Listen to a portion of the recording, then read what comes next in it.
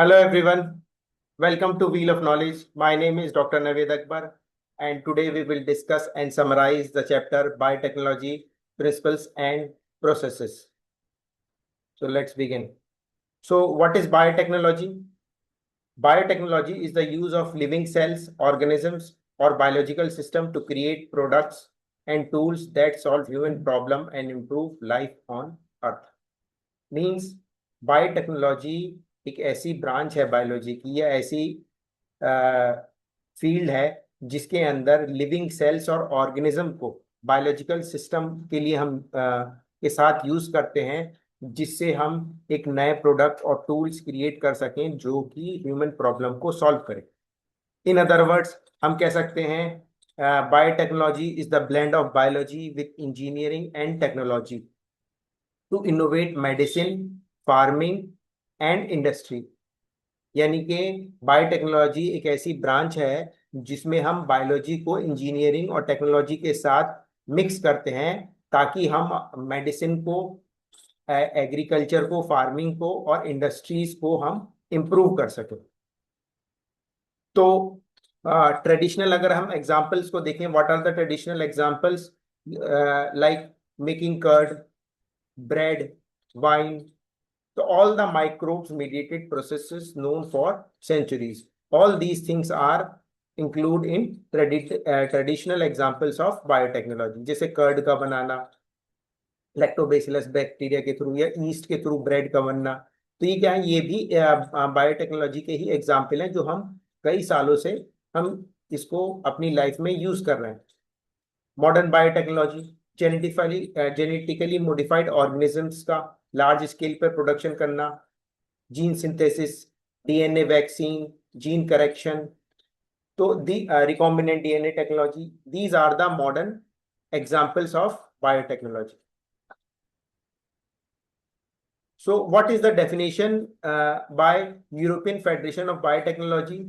European Federation of Biotechnology give a definition: the integration of natural science and organisms, cells, parts thereof, and molecular analogues for products and services.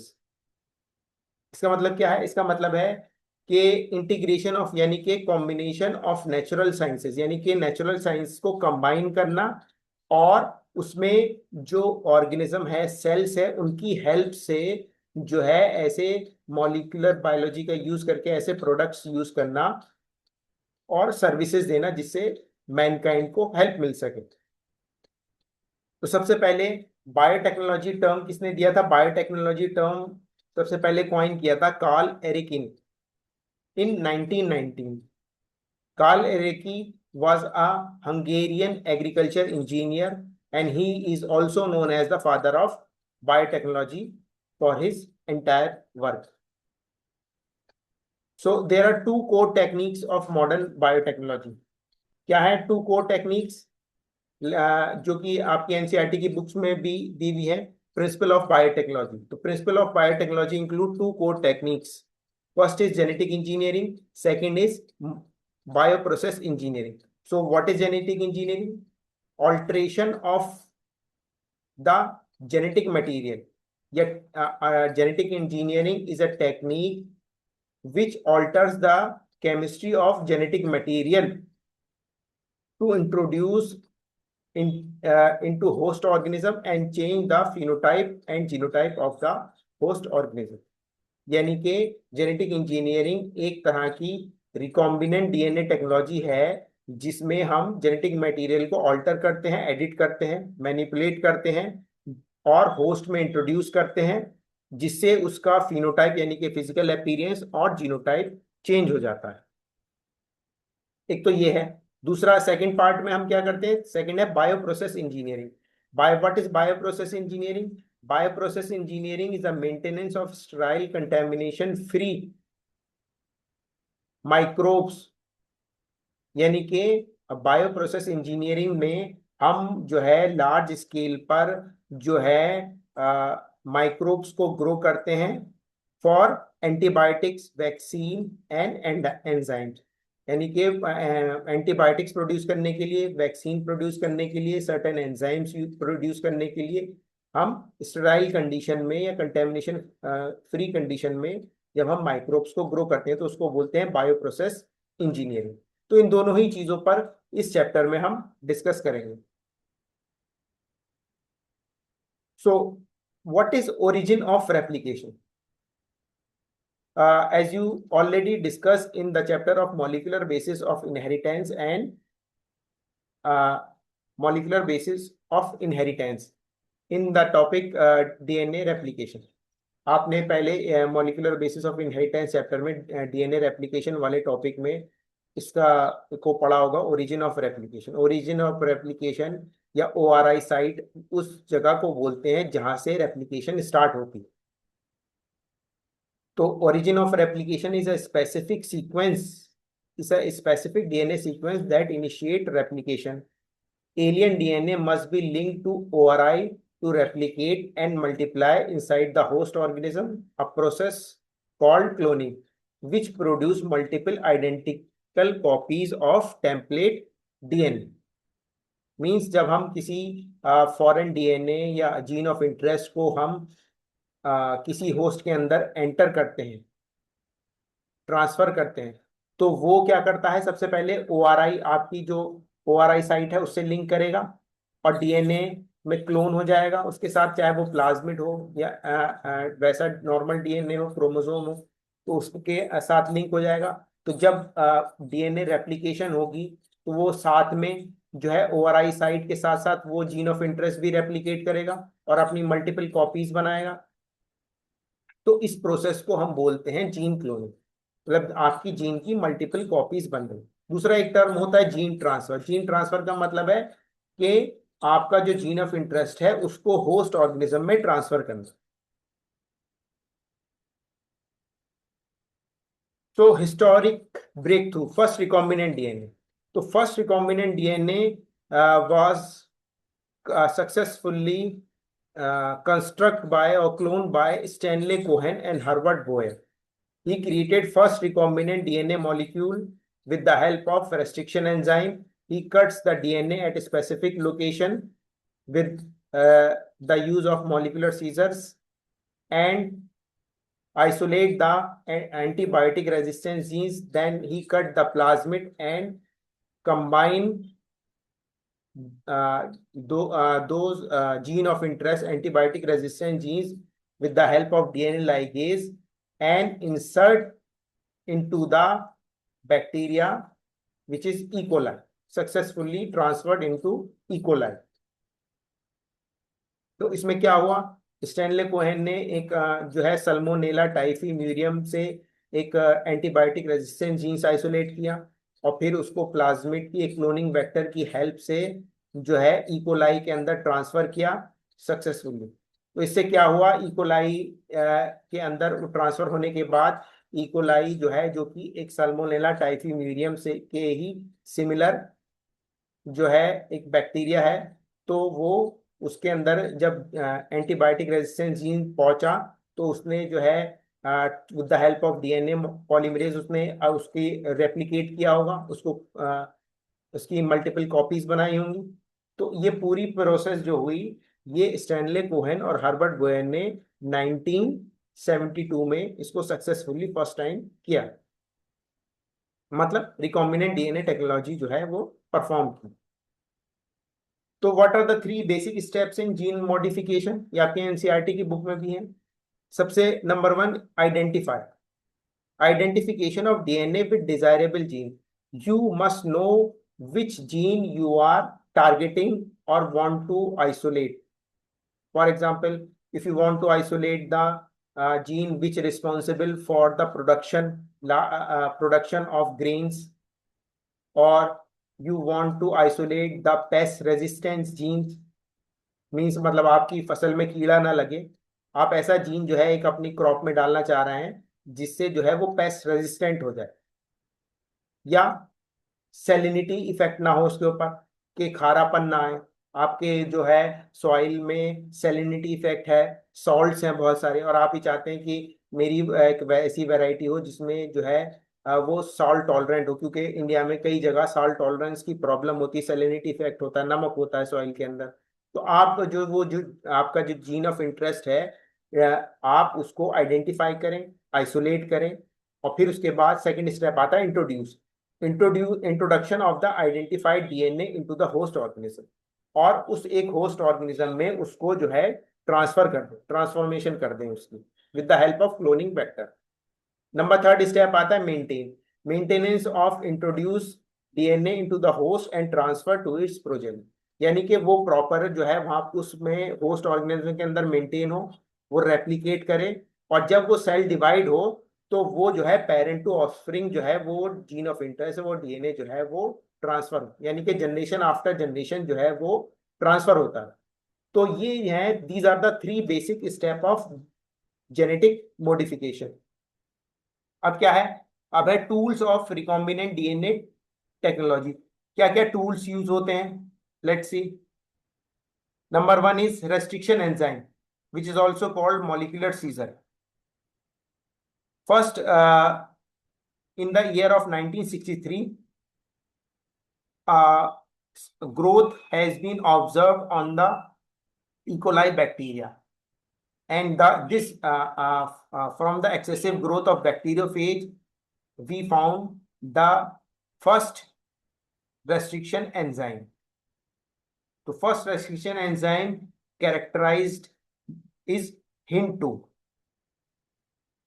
Till now, over 900 restriction enzyme now known from 230 plus bacterial strain. अब तक जो है more then 900 restriction enzyme जो है वो known है, more than 230 plus bacterial strains के through.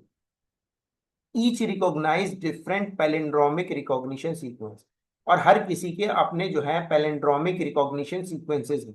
Palindromic sequences क्या होते हैं, मींस जैसे फॉर एग्जांपल ये देखिए 5' टू 3', ये GATTC है, and 3' to 5M CTTAAG, means ये दोनों साइड से, बोथ साइड से सीक्वेंस जो है वो सेम है।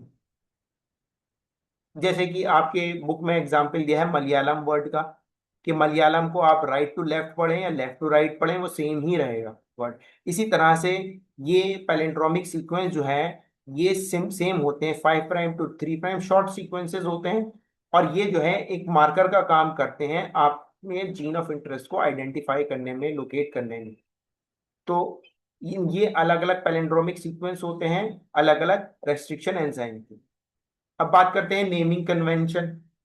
तो नेमिंग कन्वेंशन का क्या है कि नेम किस तरह से किया जाता है, first letter from genus and the next two from species. For example Eco R1, तो इको R1 में E is from Escherichia and CO from coli, E coli, and R1 represent the number of strain, मतलब कितनी बार जो है उन्होंने एक number दिया होगा स्ट्रेन को, R1 R2 R3, तो वो कितनी बार वो उस अटेम्प्ट में सक्सेसफुल हुए, तो वो R1 वो नंबर है। तो इस तरह से हम इसका जो है नेमिंग करते हैं रेस्ट्रिक्शन एंजाइम्स के। How restriction enzymes works, well, a restriction enzyme belongs to a large class of enzymes called nucleases. In restriction enzyme में इनकी एक जो ब्रॉड क्लास है उसको बोलते हैं nucleases. Nucleases are the enzyme that break the chemical links phosphodiester bond between the building blocks DNA and RNA. मतलब nucleases जो है वो फॉस्फोडाइस्टर बॉन्ड को, डीएनए के बीच में जो फॉस्फोडाइस्टर बॉन्ड होते हैं उनको ब्रेक करने का काम करते हैं। मतलब एक न्यूक्लियोटाइड जो दूसरे न्यूक्लियोटाइड से फॉस्फोडाइस्टर बॉन्ड के थ्रू जुड़ा रहता है, तो ये उसको जो है ब्रेक करने का काम करते हैं। They split into two main groups. Nucleases are split into two main groups, exonuclease and endonuclease.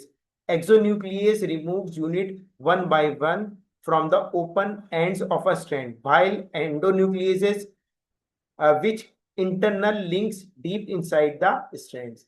Means exonuclease जो है वो 5' एंड पे या 3' एंड पे कट करते हैं, जो कॉर्नर में न्यूक्लियोटाइड ऐड हो गए हैं, ज्यादा एक्स्ट्रा ऐड हो गए हैं, तो एक्सोन्यूक्लियस उस कैटेगरी को बोलते हैं रेस्ट्रिक्शन एंजाइम की। एंडोन्यूक्लियस जो सेकंड कैटेगरी है, ये बीच में कट करते हैं। और एक्सोन्यूक्लियस कॉर्नर में कट करते हैं, ये बीच में करते हैं। तो रेस्ट्रिक्शन, जो न्यूक्लियसेस बीच में कट करते हैं इनको बोलते हैं रेस्ट्रिक्शन एंडोन्यूक्लियसेस। ये भी जो है 2-3 टाइप्स के होते हैं। ये दो तरह से कट करते हैं, स्टिकी एंड पर और ब्लंट एंड पर। जैसे कि आप इसमें पिक्चर डायग्राम में देखिए कि यहाँ पर एक स्टिकी एंड पे कट किया है और एक ब्लंट एंड पे कट किया है।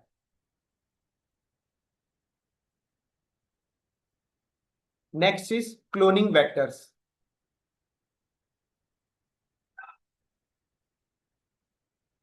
तो cloning, what is cloning vector? A cloning vector is a small DNA molecule used as a vehicle to artificially carry foreign genetic material into another cell so it can be replicated or expressed।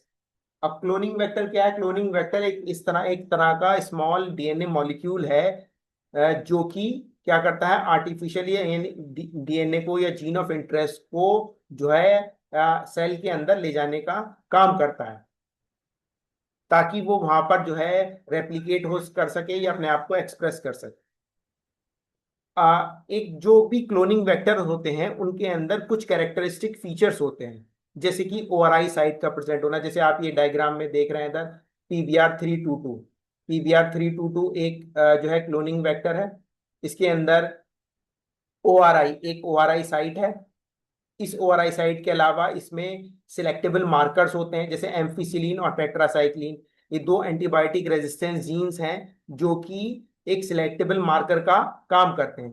In selectable marker की help से इसको clone करना easy हो जाता है, और cloning के बाद आइडेंटिफिकेशन वाली प्रोसेस जो है वो आसान हो जाती है। इसके अलावा क्लोनिंग साइट्स होती हैं, जैसे PST1, EcoR1, Hint3, BAM-H1, SAL1। ये सब क्या है? ये क्लोनिंग साइट्स हैं।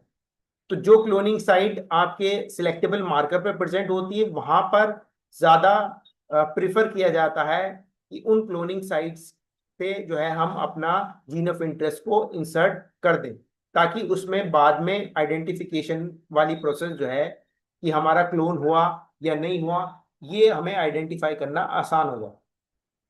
There are main types of vectors. कुछ मेन टाइप्स ऑफ वेक्टर होते हैं, जैसे plasmid, bacteriophages, cosmids, artificial chromosome जैसे यैक एंड बैक्स। जैसे आपने टॉपिक ह्यूमन जीनोम प्रोजेक्ट वाले टॉपिक में आपने पढ़ा था कि जब लार्ज न्यूक्लियोटाइड लॉन्ग, यानी कि जब ऐसा डीएनए या ऐसा जीन ऑफ इंटरेस्ट जिसकी लेंथ बहुत ज्यादा है, तो उसको इंसर्ट करना होता है, तो हम जो है ईस्ट आर्टिफिशियल क्रोमोसोम या बैक्टीरियल आर्टिफिशियल क्रोमोसोम, यैक या बैक का हम यूज करते हैं, जैसे कि हमने ह्यूमन जीनोम प्रोजेक्ट में देखा था। Competent host, how sales become competent. किसी भी सेल को जीन ऑफ इंटरेस्ट को इंसर्ट करने के लिए, डीएनए को डालने के लिए, ट्रांसफॉर्मेशन के लिए, पहले सेल को जो है हम डायरेक्ट नहीं डालते, पहले सेल को कॉम्पिटेंट बनाना पड़ता है। इस कॉम्पिटेंट सेल को बनाने के 4 to 5 जो है वो मेथड्स हैं। सबसे फर्स्ट मेथड है कैल्शियम ट्रीटमेंट। जब हम कैल्शियम क्लोराइड का से सेल को ट्रीट करते हैं, तो कैल्शियम पे पॉजिटिव चार्ज होता है और डीएनए पे नेगेटिव चार्ज होता है, जिसकी वजह से डी पॉजिटिव निगेटिव को अट्रैक्ट करता है, और जो है पोर्स जो हैं उनसे उनके थ्रू डीएनए जो है इजीली सेल के अंदर चला जाता है। सेकंड है heat shock method. Heat shock method में हम अपनी ट्यूब जिसके अंदर डीएनए, जिसमें हमारे अंदर जो डीएनए और सेल है, वो ट्यूब को हम पहले आइस में रखते हैं, फिर उसके बाद 42 डिग्री सेंटीग्रेड पर उसे हीट शॉक देते हैं कुछ सेकंड के लिए, और फिर उसके बाद दोबारा से उसको आइस में रख देते हैं। इससे क्या होता है कि पोर्स जो है वो एकदम से ओपन हो जाते हैं, ब्रॉड हो जाते हैं, और डीएनए जो है वो इजीली इंसर्ट हो जाता है। इस मेथड को बोलते हैं हीट शॉक मेथड। थर्ड है इलेक्ट्रोपोरेशन। इलेक्ट्रोपोरेशन में इलेक्ट्रिक पल्स हम प्रोवाइड करते हैं, यानी कि जो है इलेक्ट्रिक करंट पास करते हैं, जिसकी वजह से पोर्स जो हैं, होल्स वो ओपन होते हैं, और हमारा जो डीएनए है या जीन ऑफ इंटरेस्ट है वो सक्सेसफुली ट्रांसफॉर्म हो जाता है। फोर्थ है ऑल्टरनेटिव डिलीवरी मेथड, मतलब हम माइक्रो इंजेक्शन या जीन गन यूज करते हैं।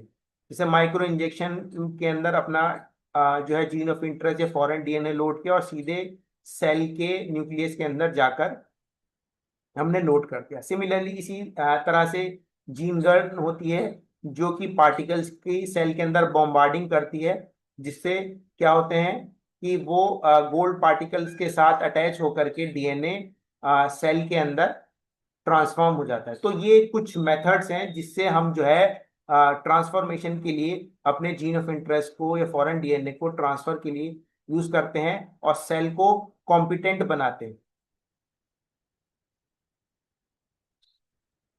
Process of recombinant DNA technology. तो सबसे पहले process of recombinant DNA technology का फर्स्ट पार्ट है आइसोलेशन ऑफ डीएनए। कि सबसे पहले हम अपने डीएनए को आइसोलेट करेंगे, कि जो हमें डीएनए आइसोलेट करना है। तो डीएनए आइसोलेट करने के लिए क्या स्टेप है? सबसे पहले सेल वॉल को ब्रेक करना है, सेल लाइसिस। सेकंड स्टेप है रिमूविंग ऑफ इम्प्योरिटीज।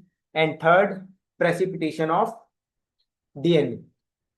तो सेल लाइसिस के लिए हमारे जिस तरह की जो बैक्टीरियल सेल वॉल अलग पेप्टिडोग्लाइकन की बनी होती है, प्लांट सेल वॉल सेल्यूलोज की बनी होती है, और फंगी की सेल वॉल काइटिन की बनी होती है। तो अलग अलग एंजाइम्स यूज करते हैं, जैसे बैक्टीरिया के लिए लाइसोजाइम, प्लांट सेल के लिए सेल्यूलेज, फंगी के लिए काइटिनेज।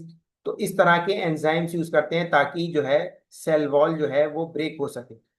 और जब हम क्रशिंग करते हैं, क्रशिंग के साथ के बाद ये एंजाइम यूज करते हैं ताकि वो सेल वॉल जो है ब्रेक हो जाए। और फिर इसमें सेकंड स्टेप पे हम मूव करते हैं। सेकंड स्टेप है जिसमें हम इम्प्योरिटीज को मूव करते हैं, जैसे प्रोटीन की इम्प्योरिटीज है, हिस्टोन प्रोटीन्स होते हैं। तो हिस्टोन प्रोटीन के लिए प्रोटीएजेज यूज किया जाता है, आरएनए के लिए आरएनएज यूज किया जाता है। लेकिन जनरली जो है आरएनएज जो है वो डीएनए आइसोलेशन के बाद यूज करते हैं आरएनएज ट्रीटमेंट, लेकिन आप पहले भी कर सकते हैं। तो प्रोटीएज और आरएनएज यूज करते हैं प्रोटीन्स के और उनके आरएनए के रिमूवल के लिए। इसके साथ साथ कई बार हम क्लोरोफॉर्म या आइसोप्रोपेनॉल या आइसोएमिल अल्कोहल, इनको भी एक रेशियो में हम यूज करते हैं for impurities like protein and carbohydrates या फैट्स की इम्प्योरिटीज के लिए। और हर स्टेप के बाद हम जो है अपनी ट्यूब को स्पिन करते हैं ताकि जितने भी ये इम्प्योरिटीज हैं वो सेडिमेंट हो जाए। इसके बाद जो है हमारा जो फाइनली जो सुपरनेटेंट होता है, उस सुपरनेटेंट के अंदर हम जब चिल्ड इथेनॉल यूज करते हैं तो वो जो है न्यूक्लिक एसिड का प्रेसिपिटेशन कर देता है, मतलब डीएनए जो है हमारा उसका प्रेसिपिटेशन करते हैं। इसके बाद भी अगर आरएनए अगर प्रेजेंट होता है तो हम इसको आरएनए का ट्रीटमेंट दे करके इसको रिमूव कर सकते हैं। तो इसमें जो स्टेप्स हैं रिकॉम्बिनेंट डीएनए टेक्नोलॉजी के, जैसे हमने फर्स्ट डिस्कस किया आइसोलेशन ऑफ डीएनए। इसके बाद है cutting of DNA at specific location, ये रेस्ट्रिक्शन एंजाइम से कट करना। फिर amplification of gene of interest using PCR, polymerase chain reaction के थ्रू अपने जीन ऑफ इंटरेस्ट को एम्पलीफाई करना, यानी कि उसकी जो है thousand and millions of billions copies जो है उसकी बनाना। इस पे पॉलीमरेज चेन रिएक्शन के ऊपर मैंने ऑलरेडी एक वीडियो रिकॉर्ड कर रखी है, आप चैनल पे विजिट करके आप इसको दोबारा देख सकते हैं। इसके बाद है third, insertion of recombinant DNA into the host cell, के जो रिकॉम्बिनेंट डीएनए है उसको होस्ट सेल में इंसर्ट करना।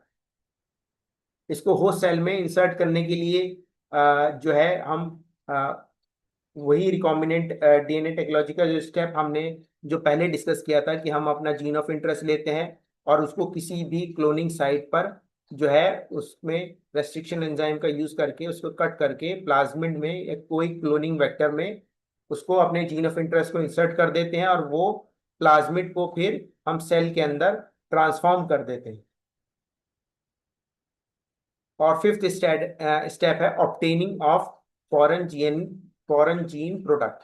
अब इसके बाद जब हमने उस बैक्टीरिया के अंदर अपना प्लाज्मिड सक्सेसफुली क्लोन कर दिया, ट्रांसफर कर दिया, उसके बाद उस बैक्टी उससे हमें, जैसे हमने सपोज फॉर एग्जांपल इंसुलिन का जीन हमने उसमें डाला था और हमें जो है इंसुलिन आइसोलेट करना है, तो फिर हम उस बैक्टीरिया को जो है लार्ज स्केल पर उसको कल्चर करेंगे, उसकी जो है कॉलोनीज ग्रो करेंगे, उसको जो है इस तरह के ब्रॉथ में इस तरह के कल्चर मीडिया में ऑप्टिमम टेम्परेचर के साथ जो है उसको ग्रो करेंगे, ताकि वो जो है बैक्टीरिया मल्टीप्लाई करे जल्दी जल्दी, और जो है उसकी ग्रोथ हो सके। जैसे ही उसकी ग्रोथ बढ़ने लगती है, फिर उसके बाद हम जो है उस बैक्टीरिया कल्चर में से अपना जो जीन ऑफ इंटरेस्ट जो प्रोडक्ट है हमारा, जो जीन ऑफ इंटरेस्ट से बना है, जैसे कि हमने अगर इंसुलिन का जाना जीन डाला था, तो हम इंसुलिन जो है उस कल्चर मीडिया से आइसोलेट कर सकते हैं, और इस प्रोसेस को बोलते हैं डाउनस्ट्रीम प्रोसेसिंग। तो ये स्टेप हैं जो रिकॉम्बिनेंट डीएनए में 5 स्टेप हैं जो कि इसमें यूज होते हैं। Thank you very much. I hope आपको ये चैप्टर समझ में आया होगा। मैंने बहुत ही इजी वे में इसको समराइज करके और मेन मेन पॉइंट जो है हाईलाइट करके आपको समझाने की कोशिश करी है। अगर किसी भी तरह की क्वेरी हो या आप कोई स्पेसिफिक टॉपिक के ऊपर वीडियो चाहते हैं तो प्लीज कमेंट सेक्शन में बता दें। Thank you very much. I hope you like the video.